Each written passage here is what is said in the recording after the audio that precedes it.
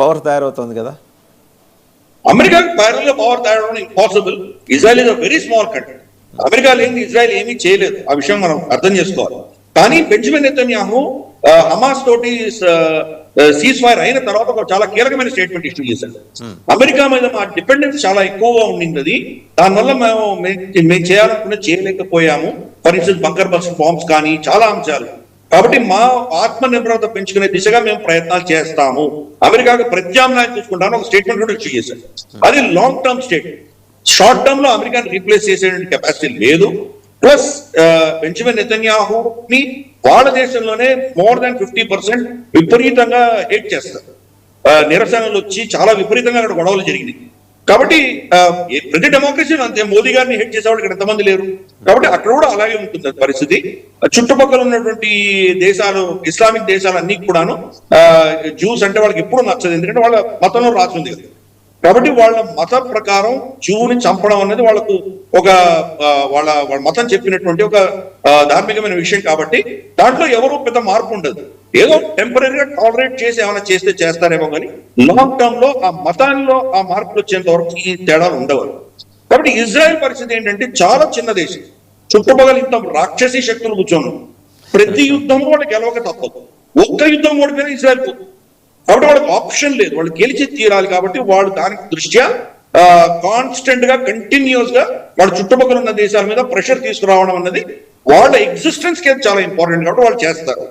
America క్షీణిస్తున్నటువంటి శక్తి కాబట్టి ప్రత్యామ్నాయం వచ్చే కొద్దీ దాన్ని ఎలా వీళ్ళు దాన్ని మోడరేట్ చేసుకోవాలన్న దృష్ట్యా రాబోయే దశకాల్లో మనం చూస్తాం. అది ప్రస్తుతానికి అమెరికాని మించి వాళ్ళు చూడలేరు. వితౌట్ అమెరికన్ సపోర్ట్ ఇజ్రాయెల్ మొత్తం గొప్పగవుతుంది. అదే టెంపరీ. లాంగ్ టర్మ్ చూద్దామేమో. రైట్. ఫైనల్గా మేజర్ శ్రీనివాస్ గారు, బహ్రెయిన్లోని 5-స్టార్ హోటల్ సముదాయమైన క్రౌన్ ప్లాజా మీద ఇరాన్ క్షిపణి దాడి ఏది వదిలిపెట్టట్లా. విజువల్ కూడా చూడొచ్చు మనం.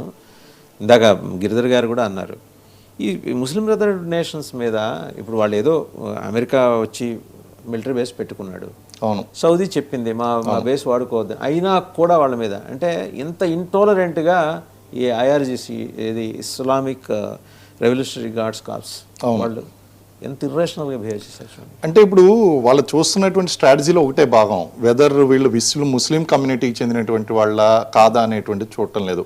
వాళ్ళు చూసిందల్లా అమెరికాకు వ్యతిరేకంగా అక్కడ ఎక్కడైతే బేసెస్ ఉన్నాయో అమెరికన్ బేసెస్, ఆ బేసెస్ దగ్గరగా దాడులు చేయడం, వాటి మీద దాడులు చేయడం అనేటువంటిది.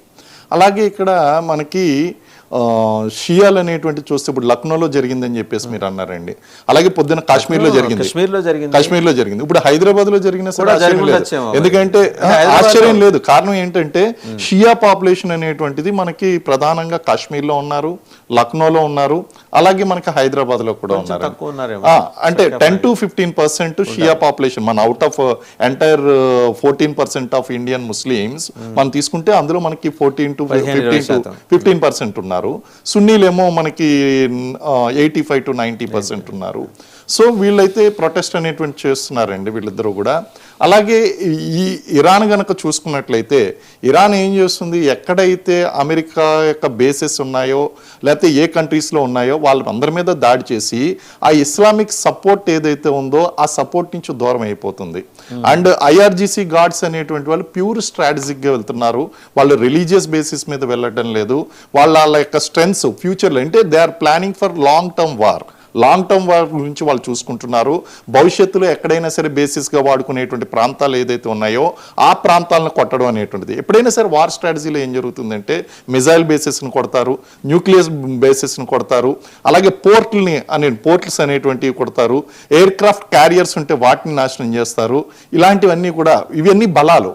అంటే యుద్ధం అనేటువంటిది దీర్ఘకాలికంగా జరగకూడదంటే ఈ స్ట్రెంగ్స్ మీద కొట్టాలండి. సో ఇక్కడ వీళ్ళు కూడా ఏం చేస్తున్నారంటే ఐఆర్జీసీ గార్డ్స్ అనేటువంటి వాళ్ళు తమ ఓన్ ప్లేసెస్ ఏదైతే ఉన్నాయో పోర్ట్స్ని కాపాడుకుంటున్నారు, మిజైల్ బేసెస్ని కాపాడుకుంటున్నారు, ఇంపార్టెంట్ సిటీస్ని కాపాడుకుంటున్నారు. అట్ ది సేమ్ టైం ఏం చేస్తున్నారు అంటే అమెరికా యొక్క బేసెస్ ఏదైతే ఉన్నాయో ఆ బేసెస్ని కొట్టడానికి ట్రై చేస్తున్నారు. ఏది ఏమైనప్పటికీ కూడా ఇటు ఇజ్రాయెల్ అటు అమెరికా రెండు కలిసిన తర్వాత ఇరాన్ అనేటువంటిది ఎంత ట్రై చేసినా సరే, ఇప్పుడు ఏంటంటే ఆల్రెడీ వాళ్ళ యొక్క పొలిటికల్ లీడర్షిప్, సుప్రీం లీడర్ అనేటువంటి వాడు చనిపోయాడు, టెంపరీ కౌన్సిల్ అనేటువంటిది రావాలి, ఇది ఒక అన్సర్టైన్ పీరియడ్లో ఇప్పుడు ఐఆర్జీసీ మీద ఒక రెస్పాన్సిబిలిటీ అనేటువంటిది పెరిగిపోయింది, వాళ్ళ మీద సైకలాజికల్ ప్రెషర్ ఉంది, మొరాల్ అనేటువంటిది డౌన్గా ఉంది. ఇలాంటి కండిషన్స్లో ఖచ్చితంగా వీళ్ళు ఇంకొంచెం గనక తీసుకుంటే ఈ 40 days అనేటువంటిది నాట్ ఓన్లీ రిలీజియస్ కాజ్, ఇది ఒక బ్రీతింగ్ స్పేస్ ఫర్ ది ఇరాన్లో అక్కడ ఉన్నటువంటి ఆ యొక్క సుప్రీం లీడర్ని ఫైనలైజ్ చేసుకునేటువంటి టైము. ఈ టైంని అమెరికా కూడా వాడుకోవాలి. యుద్ధం అంటే కేవలం యుద్ధం చేయడమే కాకుండా ఈ స్ట్రాటజిక్గా చూస్తే కనుక తనకు అనుకూలమైనటువంటి వ్యక్తిని ఎవరినైతే నియమించుకోవాలనుకుంటుందో ఆ వ్యక్తి కనుక వచ్చేసాడు అంటే ఇంకా ఫర్దర్గా యుద్ధం అనేటువంటి ఉండదు. అదర్వైజ్ 40 days తర్వాత కూడా ఇది కంటిన్యూ అయ్యేటువంటి అవకాశం ఉంది.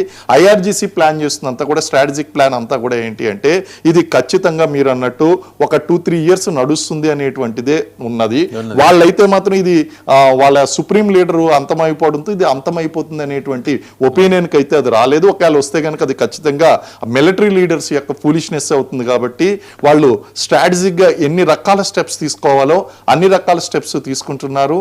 అండ్ ఇటు టెంపరీ గవర్నమెంట్, టెంపరీ లీడర్షిప్ ఏదైతే ఉందో దానికి సపోర్ట్ ఇస్తూనే ఆ సుప్రీం లీడర్ యొక్క మద్దతు కోసం ఆ యొక్క ఐఆర్జీసీతో క్లోజ్ పర్సన్ ఉన్నటువంటి వాళ్ళు, ఎందుకంటే ఒకటి అమెరికా ట్రై చేస్తుంది నేను పప్పెట్గా ఉండేటువంటి వ్యక్తిని చూడాలి అని చెప్పి, అలాగే మన గిరిధర్ గారు చెప్పినట్టు ఇజ్రాయెల్ కూడా ట్రై చేస్తుంది ఇక్కడ ఉన్నటువంటి రెజిమ్ ట్రై చేసుకుని తనకు అనుకూలంగా ఉన్నటువంటి వ్యక్తిని మార్చుకోవడానికి. కారణం ఏంటంటే హిజ్బుల్లా నుంచి, హమాస్ నుంచి థ్రెట్ ఉంది కాబట్టి వీళ్ళు ట్రై చేస్తున్నారు, కాబట్టి తనకు అనుకూలంగా ఉన్నటువంటి వ్యక్తిని వాళ్ళు ట్రై చేసుకుంటున్నారు. హమాస్ గురించి హమాస్ నెక్స్ట్ అదే విధంగా ఇప్పుడు ఐఆర్జీసీ కూడా ఏం కోరుకుంటుంది అంటే ఐఆర్జీసీతో క్లోజ్ రిలేషన్ ఉన్నటువంటి వ్యక్తిని కనుక తెచ్చుకున్నట్లయితే ఐఆర్జీసీ స్ట్రెంథన్ అవుతుంది. సో ఎవరి మట్టుకు వాళ్ళు ఏం చేస్తున్నారంటే చెబుతుంటారు snake in your backyard will bite you in the later days అని.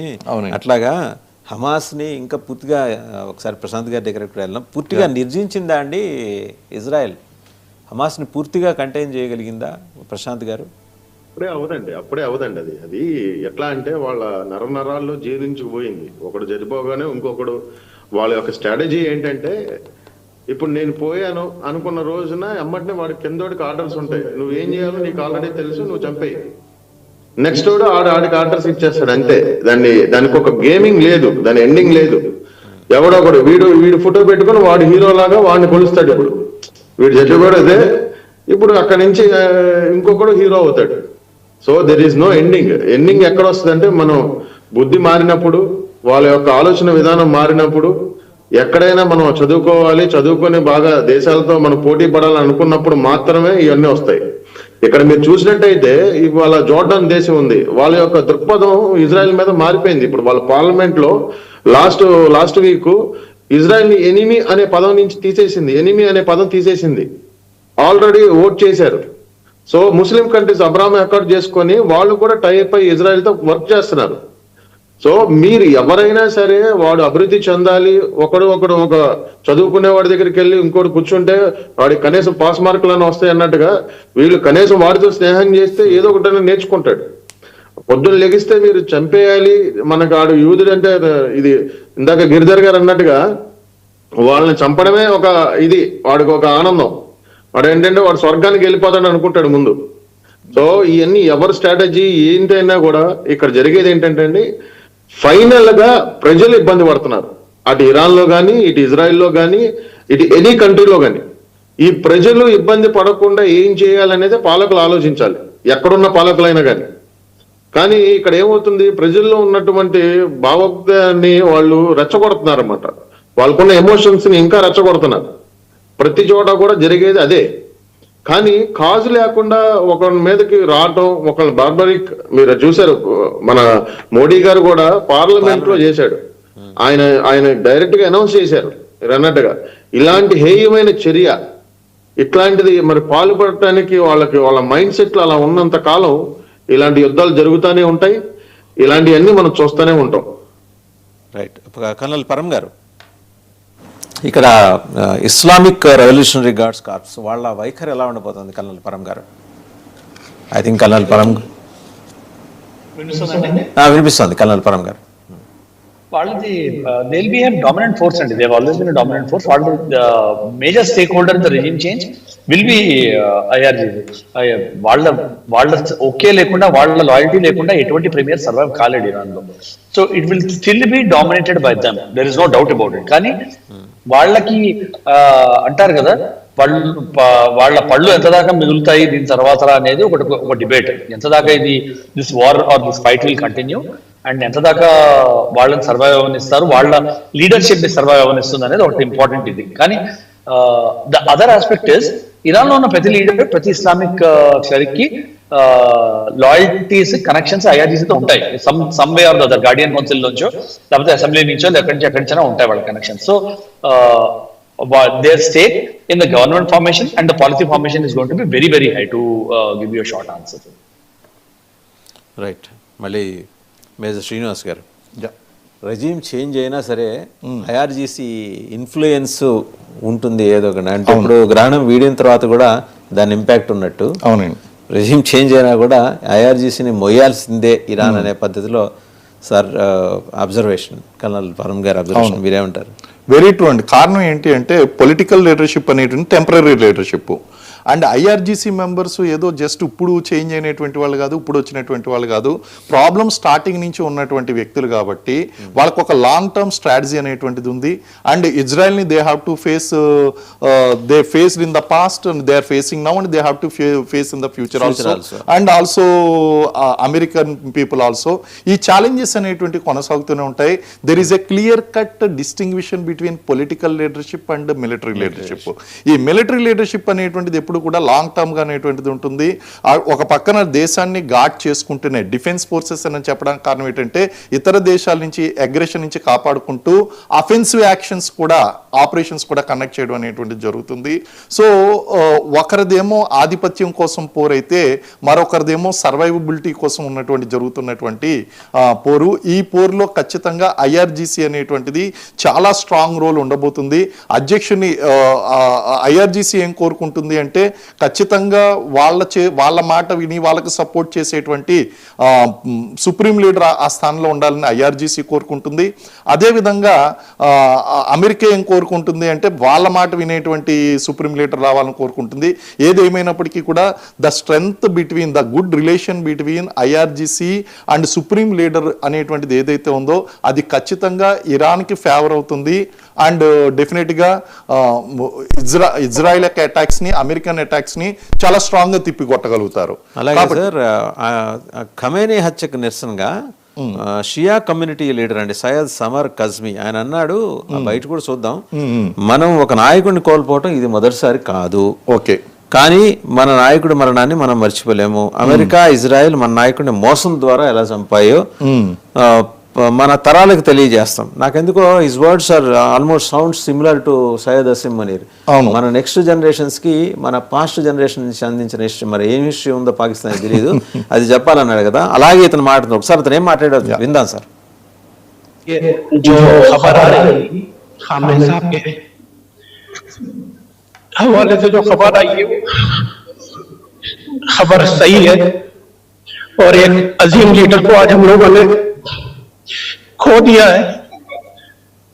और ये कोई पहला मौका नहीं है जब हमने किसी लीडर को खोया हो, मगर हाँ, हम दुनिया वालों से इतना जरूर कहना चाहेंगे कि इस अजीम लीडर की मौत हम भूले नहीं है.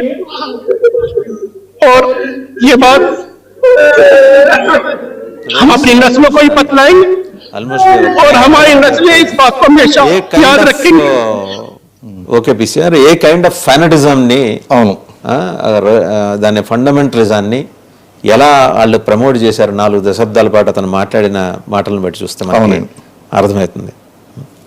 దీన్ని ఖచ్చితంగా మన దేశంలో ఉన్నటువంటి సున్నీలు కూడా దీన్ని అంగీకరించరు. ఒకవేళ వీళ్ళు ఎటువంటి హార్డ్ స్టెప్ తీసుకున్నా సరే మన దగ్గర 85 to 90% ఉన్నటువంటి సున్నీలు కూడా దీన్ని ఒరిజినల్ గానే వీళ్ళకి ఎప్పటి నుంచో క్లాషెస్ ఉన్నాయండి. ఎప్పుడైతే ఆ ఖలీఫా పోస్టు కోసం వీళ్ళు మహమ్మద్ ప్రవక్త ప్రాఫిట్ తర్వాత ఎవరు ఖలీఫా అవ్వాలి అనేటువంటి విషయంలో వీళ్ళిద్దరూ ఆలీ, అల్లుడు ఆలీ అంటే మహమ్మద్ ప్రవక్త యొక్క అల్లుడు ఆలీని అంగీకరించినటువంటి వాళ్ళు షియాలు అయ్యారు.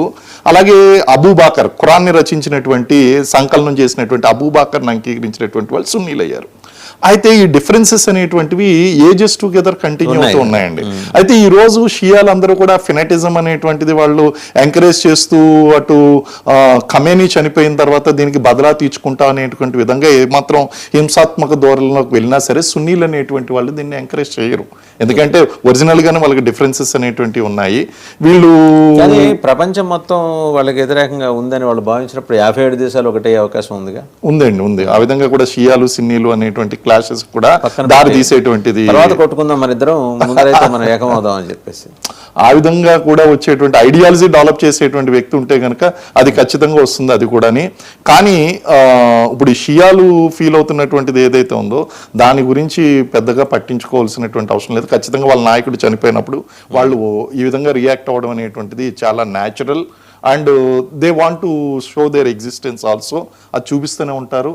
కాబట్టి దానికి తగినటువంటి స్టెప్స్ అనేటువంటి కౌంటర్ గా తీసుకోవడం అనేటువంటి జరుగుతుంది. ప్రశాంత్ గారు, ఇప్పుడు ఇంకోటి కనుక గమనిస్తే NATO is closely monitoring developments అనే ఇరాన్ అండ్ రీజియన్. ఎందుకంటే ఇప్పుడు నాటో ఇప్పుడు ఈ ప్రకటన చేయడం ద్వారా నాటో ఇంకా కూటమి మిగిలే ఉందని మనం అర్థం చేసుకోవచ్చు. మొన్నటి దెబ్బకి అమెరికా సపోర్ట్ వస్తుందని అనుకున్నారు, కానీ వెనక్కి తిరిగి చూస్తే అమెరికా లేదు. ఏది ఈ రష్యా ఉక్రెయిన్ వార్ అప్పుడు. సో ఇవాళ నాటో కూడా మేము కూడా గమనిస్తున్నాం. అంటే మా ఉనికిని కూడా మీరు గుర్తించండి అని ప్రపంచాన్ని కోరినట్టుగా మనం భావించవచ్చా? NATO spokesperson Allison Hart ఆయన అన్నాడు, the alliance is monitoring developments in Iran and the region amid escalating US-Israeli air strikes and Iranian relations reflecting NATO's height and vigilance అట.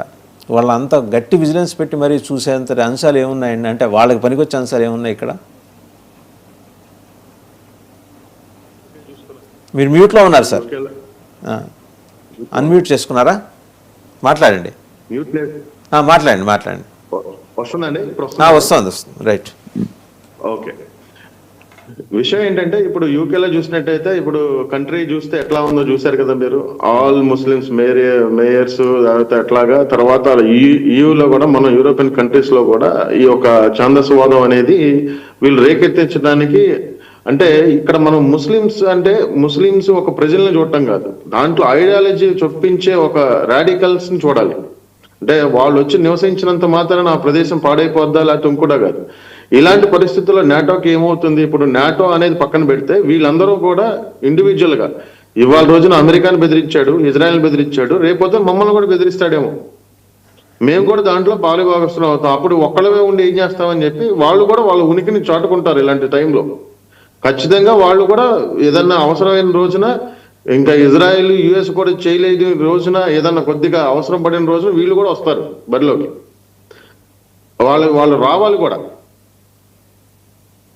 రావాలి. ఎవరండి మీరు అనేది? నాటో దేశాలు వాళ్ళ స్టాండ్ ఎటువైపు ఉండొచ్చు? ఎందుకంటే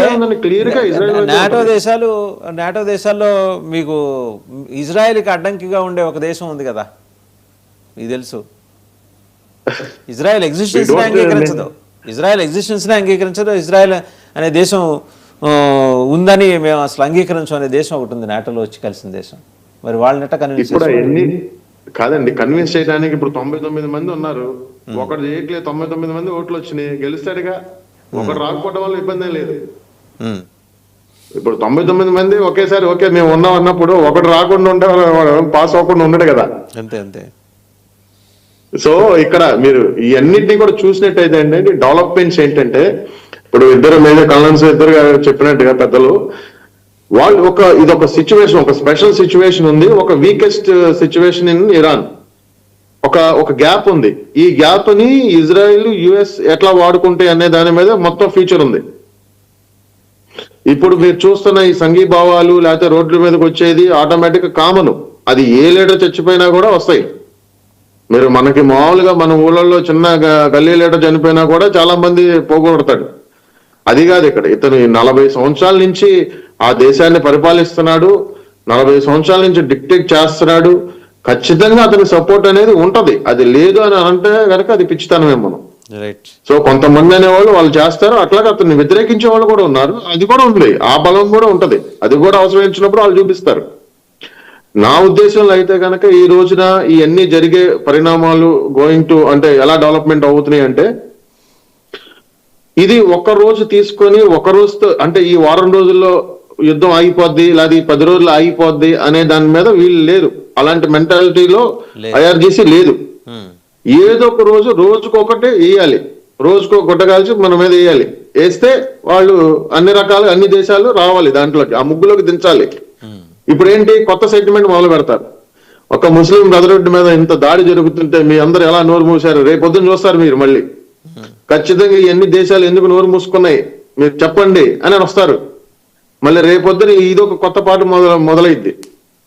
కానీ ఇప్పుడు ముస్లిం కంట్రీస్ మీద నేను వేసానని మాట్లాడేటప్పుడు మీరు మెదలకుండా వాళ్ళకి ఇచ్చారు కాబట్టి మీ స్థావరాల మీద నేను దాడి చేశానంటాడు. సో ఇవన్నీ స్ట్రాటజీ. ఇప్పుడు కూడా మీరు టాక్స్ జరుగుతుండగానే ఎందుకు దాడి చేశారు, టాక్స్ జరుగుతున్నాయని ఇది టాక్టికల్ టైం గెయినింగ్ తీసుకున్నారు అతను. ఇరానే టైం గెయినింగ్ చేసింది ఇక్కడ, ఇజ్రాయెల్ US కాదు. ఇన్ని రోజులు నేను ఓకే నిజంగా వాళ్ళు తెలివిగల్లో అయి ఉండి ఏదన్నా ఇంకో ఆలోచన ఉండుంటే కనుక నా పాయింట్ ఆఫ్ వ్యూలో ఇంకా ట్రంప్ గారు ఇంకా 2-3 సంవత్సరాలు ఉంటారు, మెదలకుండా ఈ 2-3 సంవత్సరాలు ఓకే అని ఉంటే ఆ తర్వాత ఏం చేయాలో అది చేసేవాళ్ళు. మీరు ఆలోచించండి. అది వాళ్ళ టాక్టిక్స్ ఏంటంటే వాళ్ళు ఖచ్చితంగా వాళ్ళకు ఒక ఏంటంటే ఒక డిటర్మినేషన్, నేనే సుప్రీం అంటే నేను ఈ ముస్లిం కంట్రీస్ అన్నిటికీ ఉండాలి. IRGCలో చీలిక వస్తుంది అనుకుంటున్నారా మీరు? చీలిక ఖచ్చితంగా వచ్చింది అనుకుంటున్నా నేను ఆల్రెడీ. అంటే తానుగా వచ్చిందా లేకపోతే మొస్సాద్ గానీ CIA గానీ ఇన్వాల్వ్ అవటం వల్ల వచ్చిన చీలిక, ఇది తెచ్చిన చీలిక? సార్ మీరు భలే క్వశ్చన్ వేశారు సార్. ఇది తనకు ఎక్కడైనా వస్తుందా సార్ అక్కడ? నేను అదే అడుగుతున్నా. నేను ఈ ప్రశ్న ఎందుకు వేశానంటే మొస్సాద్ ఇన్వాల్వ్మెంట్ ఎంతవరకు ఉందనే అడగటం కోసం. సార్ మహావిష్ణువుకి అన్ని తెలుసా అని అడిగినట్టే అడుగుతున్నారు సార్ మీరు.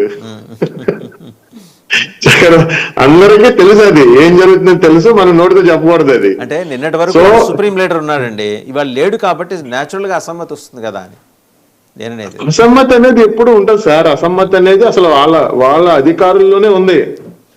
లేకపోతే ఇజ్రాయెల్ ఇక్కడ నుంచి వాళ్ళు అంత ప్రియంప్టివ్ స్ట్రైక్ చేశారంటే ఖమేనీ ఎక్కడ ఉన్నాడని తెలిసిందంటే ఎలా తెలుస్తుంది sir? Right. So I got the answer అండి. I got the answer. మొత్తానికి ఏంటంటే మీరు ఈ ఆన్సర్ చెప్పడానికి కావాల్సిన ప్రశ్న నేను వేయగలిగాను, నాకు వచ్చింది ఆన్సర్. ఒకసారి కల్నల్ పరం గారి దగ్గరికి వెళ్దాం. కల్నల్ పరమేశ్వర్ గారు, నేను అనేది ఏంటంటే IRGC అనేది ఒక క్యాన్సర్.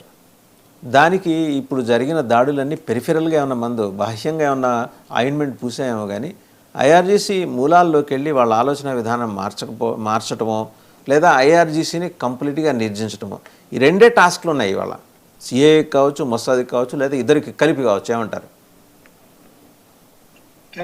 అండ్ మనం మాట్లాడుకుంటే I think Iran has also confirm కి వాళ్ళ చీఫ్ ఆఫ్ స్టాఫ్ ఎవరైతే ఉన్నారో అబ్దుల్ రహీం ముసావి అని కూడా పోయారని కన్ఫర్మ్ చేశారు. సో దెబ్బకి బాగా పడుతున్నాయి వాళ్ళకి, దానిలో డౌట్ లేదు.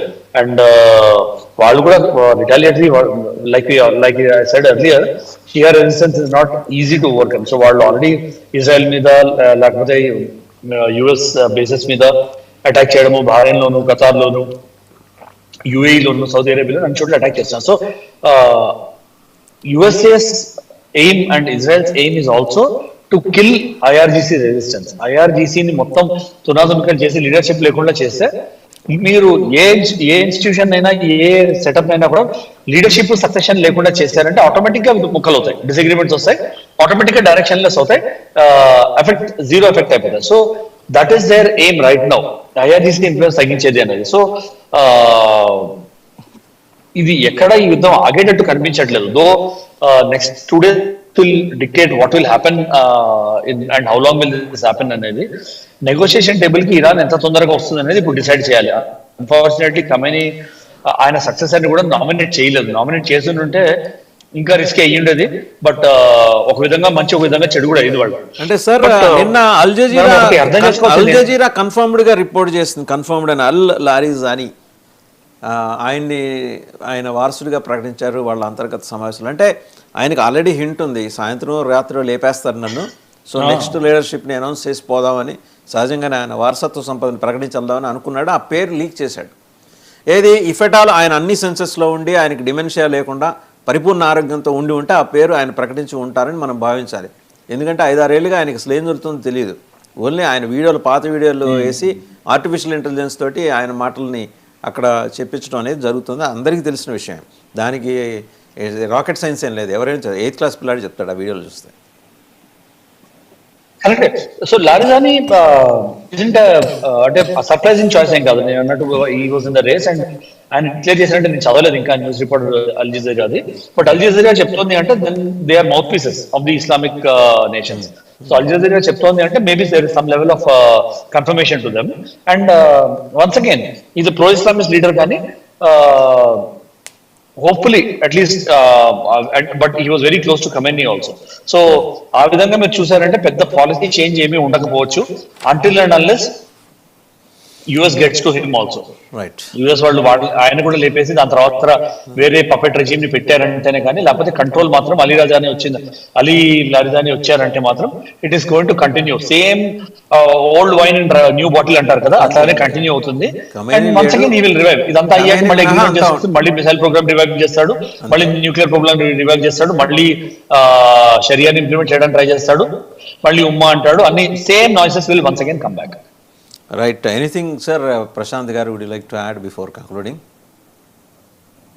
ఏం లేదండి, మనం హోప్ ఫర్ ద బెస్ట్. ఎందుకంటే తొందరగా ఈ యుద్ధాలన్నీ ముగియాలని కోరుకుంటున్నాం. అందరూ ప్రపంచ ప్రజలందరూ కూడా శాంతితో ఉండాలి. So we hope we are praying here for everybody and you also pray for us. Thank you.